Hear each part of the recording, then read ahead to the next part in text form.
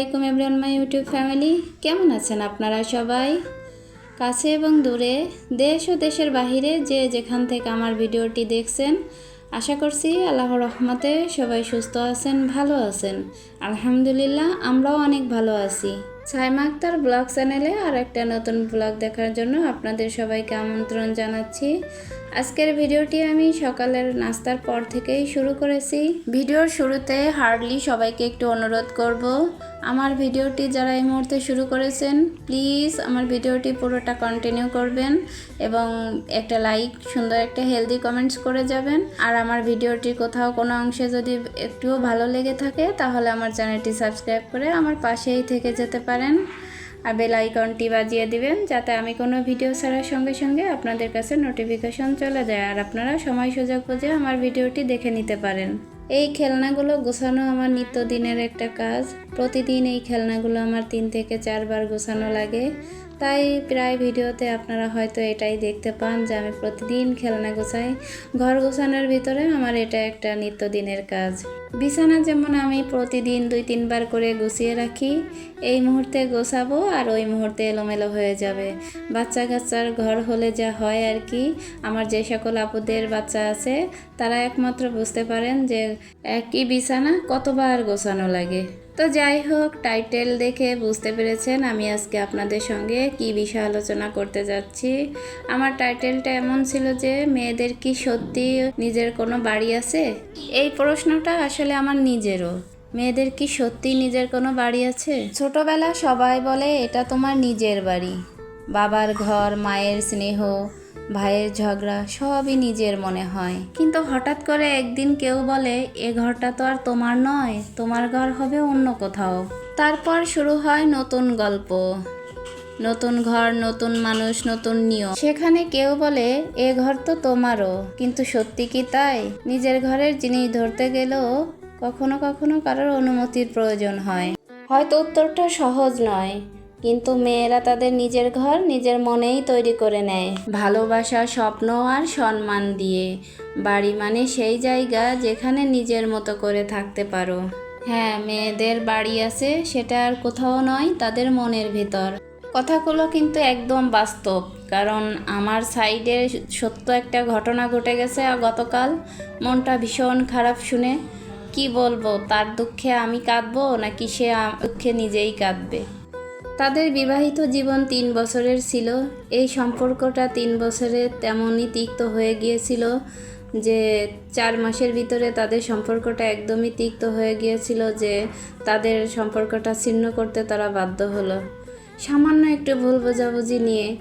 বিশ্বাস করবেন না, সেই ভাবি এত সুন্দর সংসারিক ছিল, নিজের মনের মতো করে তার সবসময় তার সংসারটাকে সে পরিপাটি করে রাখতো। কত গাছগাছালি লাগিয়েছিল বেলকনিতে, কত ফার্নিচার রেখেছিল, সেইগুলো এক নিমিষে সব শেষ হয়ে গেল। সে আমার কাছে ফোন দিয়ে যখন বলল তাদের ডিভোর্স হয়ে যাচ্ছে আজকেই, আমার মনে হচ্ছিল আকাশ ভেঙে আমার গায়ে পড়ছে, এমন মনে হচ্ছিল। কি বলবো আপনাদের সঙ্গে, সে এত তো কান্না করছিল, তার কান্নায় আমারই কান্না আসতেছিল। এত সুন্দর সংসারটা আজকে 3 বছরের সম্পর্কটা এক নিমিষেই শেষ হয়ে গেল। তাকে খুব ছোট বোনের মতো দেখতাম, যেহেতু আমার সাইডের ভাবি, আমার সাইডম্যান আর কি, সেই ভাবির সঙ্গে সবসময় ওঠা বসা, খাওয়া দাওয়া সবসময় ছিল। কিন্তু হঠাৎ করে তাদের ভিতরে স্বামী স্ত্রীর সম্পর্কটাও এত সুন্দর ছিল, হঠাৎ করে সামান্য বিষয় নিয়ে ভুল বোঝাবুঝিতে 4 মাসের ভিতরেই সব শেষ হয়ে গেল। যখন তার বাপের বাড়ি থেকে একটা ছোট্ট ট্রাক নিয়ে এসেছে সমস্ত মাল সামানা নিয়ে যাওয়ার জন্য, এক মুহূর্তে সাজানো গোছানো সংসারটা সব তছনছ হয়ে গেল। মানে কি বলবো, মেয়েদের জীবন কি এমনই? এতই ঠুনকো মেয়েদের জীবন এমন যে এ ঘর থেকে তাড়িয়ে দিলে ও ঘরে যেতে হবে। বাপের ঘর থেকে যখন বিয়ে দেয় শ্বশুর বাড়ি চলে আসে, স্বামীর ঘরে চলে আসে, স্বামী যখন তাড়িয়ে দেয় আবার বাপের বাড়ি চলে যেতে হয়। এক সময় দেখা যায় ওই মেয়ের বাপের বাড়িও বাপ মা অতিষ্ঠ হয়ে যায়, তখন ওই মেয়েটা বাপের বাড়িও অবহেলিত থাকে। যাই হোক, সর্বোপরি একটা কথাই বলবো, আল্লাহ তাকে ধৈর্য দ্বারা তৌফিক দান করুক। সামনের দিনগুলো যেন আল্লাহ তার ভালো কাটুক সেই দোয়াই করি, সেই কামনাই করি। আপনারা সবাই দোয়া করবেন তার জন্য। কথাটা আপনাদের সঙ্গে শেয়ার না করে আমি আর পারলাম না, আমার মনের ভিতরে খুবই খারাপ লাগছিল, তাই আপনাদের সঙ্গে শেয়ার করলাম। এখানে আমি একটা কেক তৈরি করে নিচ্ছি। আমার ছেলে মেয়ে একটু কেক খেতে চেয়েছিল, তাও আবার চকলেট কেক, তাই আমি এখানে একটা চকলেট কেক তৈরি করে নিচ্ছি। ভিডিও রিলেটেড কোনো কথাই বলতে পারিনি।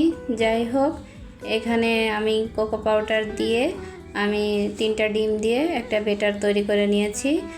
ওভেনটাকে আমি প্রি হিট করতে দিয়েছি 180 ডিগ্রি সেলসিয়াস তাপমাত্রায়।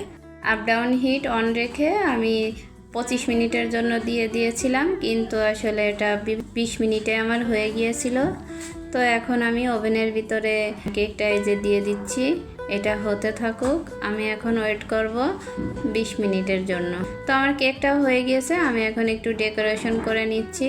এখানে আমি যে সুগার সিরাপটা তৈরি করে নিয়েছি, আমি কুসুম গরম একটু দুধের ভিতরে সামান্য একটু চিনি দিয়ে আমি এখানে সুগার সিরাপটা তৈরি করে নিয়েছি। চাইলে কুসুম গরম পানির ভিতরেও একটু চিনি দিয়ে আপনারা সুগার সিরাপটা তৈরি করে নিতে পারেন। তো আমি দুধ দিয়েই তৈরি করে নিয়েছি। এখানে আমি যে দেখুন ক্রিম দিয়ে দিয়েছি, এবং এখানে আমি যে চকলেটটা দিচ্ছি এটা হচ্ছে নিউট্রেলা যে চকলেটটা, ওটাই আমি দিয়ে দিয়েছি, কারণ আমার কাছে ডার্ক চকলেটটা ছিল না, তাই আমি নিউট্রেলা ব্যবহার করেছি। আমি এখানে কোনো কালার ব্যবহার করিনি, কারণ বাচ্চাদের যেহেতু খাওয়াবো, তাই আমি কোনো কালার এখানে ব্যবহার করিনি। সামান্য ডিজাইন করে উপরে সুগার বল দিয়ে সাজিয়ে নিয়েছি। অবশ্যই আমি বাইরের জিনিস খাওয়া একদমই বাচ্চাদের পছন্দ করি না। আমি যতদূর সম্ভব চেষ্টা করি ঘরে তৈরি করে খাওয়ানোর জন্য। চাইলে আমি এখানে কালারটা ব্যবহার করতে পারতাম, যতই ফুড কালার হোক না কেন, ওটা আমি নিরাপদ মনে করি না। যতদূর সম্ভব চেষ্টা করি কালার না দেওয়ার জন্য, যেহেতু আমার বাচ্চারা খাবে। তাই ভিডিওটি আজকে আমার কেমন হয়েছে নিশ্চয়ই কমেন্ট করতে ভুলবেন না। ভিডিওটি আমি এখানেই রাখবো। দেখা হবে নতুন কোনো ভিডিওতে। ততক্ষণে সবাই ভালো থাকবেন, সুস্থ থাকবেন, আমাদের জন্য দোয়া করবেন। আল্লাহ হাফেজ, আসসালামু আলাইকুম।